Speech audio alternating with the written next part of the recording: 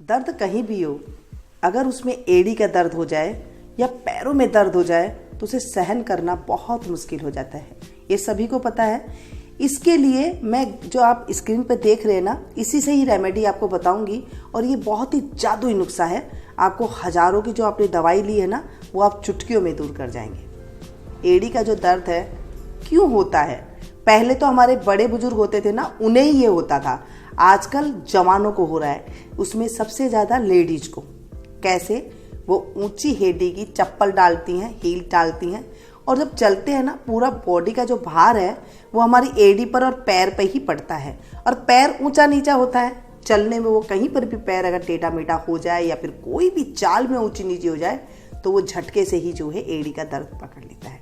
अब कई बार क्या है, हम लोग सोचते हैं अरे ये तो नॉर्मल सा दर्द है, कोई बात नहीं, लेकिन धीरे धीरे वो भयानक रूप ले लेता है और फिर वो सालों साल चलता रहता है। और उसे आप लगाओ ना तो ऐसे हाथ लगाने पर ऐसे लगता है जैसे पका हुआ फोड़ा है।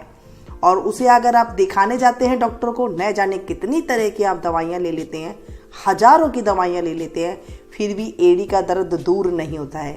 ये उसी को पता है जिसके ऊपर ये बीतती है।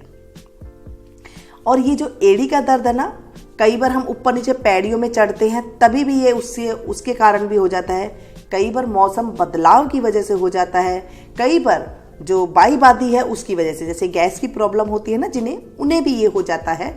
कई बार सद गर्म की वजह से हो जाता है, जैसे कई बार ठंडा खा लिया, फिर उसके बाद गर्म खा लिया, फिर ठंडा खा लिया। आजकल खाना खाते हैं ना, ऐसे ही शादी ब्याह में भी खाते हैं हम लोग, घर में भी कई बार गर्मा गर्म फुल्का खा लिया, ऊपर से पानी पी लिया। तो इन चीज़ों से भी, ठंडा गर्म की वजह से भी, सद गर्म में भी हो जाता है ये।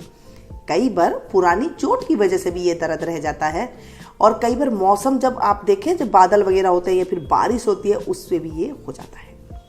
अब ये जो मेरे हाथ में आप देख रहे हैं, ये इलायची, इसकी जो तेल है, जो इसका अरोमा निकलता है, जो इसका एसेंशियल निकलता है, ये आपको जादुई रूप देगा। अब इसे कैसे ठीक करना है, मैंने ये क्यों लगाया है ऐसे करके, ये मैंने घर क्यों बनाया है, ये आज मैं आपको बताऊंगी। इसे ज़्यादा खाने से भी नुकसान होता है, कम खाने से भी जो है आपको, वो तो आपको पता ही है। हम लोग इलायची की चाय पीते हैं ना, जब कभी मूड फ्रेश करना हो तो इलायची की चाय पी लेते हैं। क्या है इसके अंदर? एक ऐसा एसेंशियल ऑयल है जो हमारी नसों में जा कर के उस नसों को एकदम खोल देता है। दर्द है। अब ये आप देख रहे हैं 1 2 3 4 5 6 7 8 9 10, ये मैंने 10 इलायची ली है। ये 10 दिन के लिए नहीं है, सिर्फ 1 दिन के लिए है। अब इसे खानी कैसे है?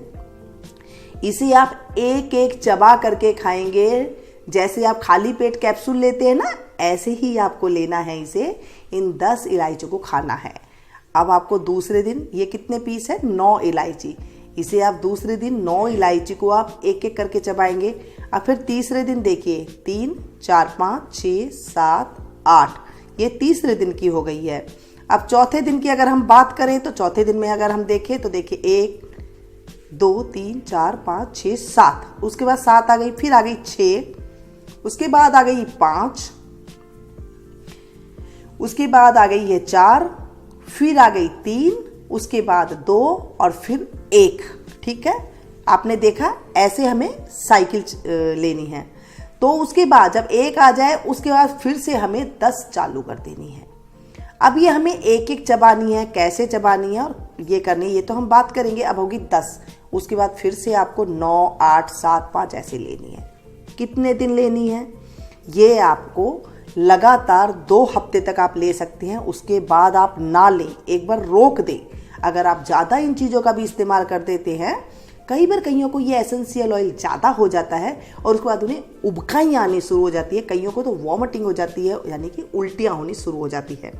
ठीक है, तो इसकी मात्रा आप ऐसे ही रखें। पहले दिन आप 10 रखेंगे, दूसरे दिन 9 रखेंगे, ऐसे करके कम कम करनी है।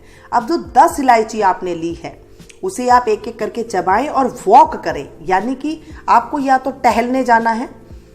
और उसके बाद मैं बताऊंगी आपको तेल, कोई भी आप तेल ले सकते हैं, सरसों का ले सकते हैं, ऑलिव ऑयल ले सकते हैं, तिल का तेल ले सकते हैं, आप नारियल तेल ले सकते हैं, यानी कि जो भी आपके पास तेल है वो ले लें, या फिर कोई दर्द निवारक जो भी आपके पास है वो ले लें। आप ले करके थोड़ा आप उसे गुनगुना पानी के अंदर रख दें ताकि वो गुनगुनी हो जाए, और उसके बाद आप इसे मालिश कर दें।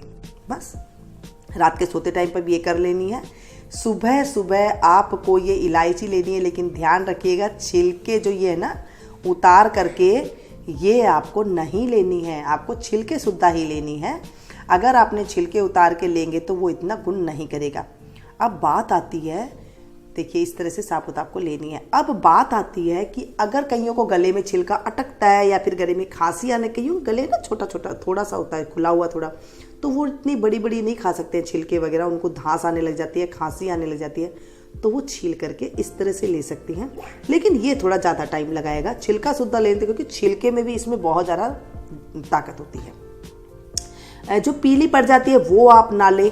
अब इसे जब आप लेके चबाएं, एक एक करके चबाते जाएं और आप जो है टहलते जाएं, चाहे आप कमरे में टहले, चाहे आप छत पर टहले, चाहे आप रोड पे टहले, लेकिन टहल टहल के आपको ये एक एक करके चबा के खानी है। और उसके बाद जो है जैसे हम खाली पेट कैप्सूल लेते हैं ना, वैसे ये खाली पेट की एक ये दवाई है। और आप देखेंगे घर की दवाई से ही बिल्कुल सस्ते में ही आपका एड़ी का दर्द ऐसे जाएगा जैसे कभी था ही नहीं। हाँ, मैं एक बात और बता दूं, अगर आपका ज़्यादा पुराना एड़ी का दर्द है तो उसे जाने में कम से कम 4 से 5 महीना लग सकता है, कईयों को 2 से 3 महीना भी लग जाता है। हो सकता है कि आपके बॉडी के अंदर इतनी पावर हो कि आपको 10 दिन में ही आपका एड़ी का दर्द ठीक हो जाए, ऐसे हो जाता है। अब इसे खाने के बाद थोड़ी देर तक जैसे आप करते हैं, बस थोड़ी देर ही आप रहें, ऐसा कोई वो नहीं है कि आपको ज़्यादा देर तक इसे भूखा रहना है। बस इसे खाने के बाद आप चहलकदमी जब आप करेंगे तो वो बॉडी के एक एक अंग तक जाएगा और नीचे तक वो जाना शुरू कर देगा।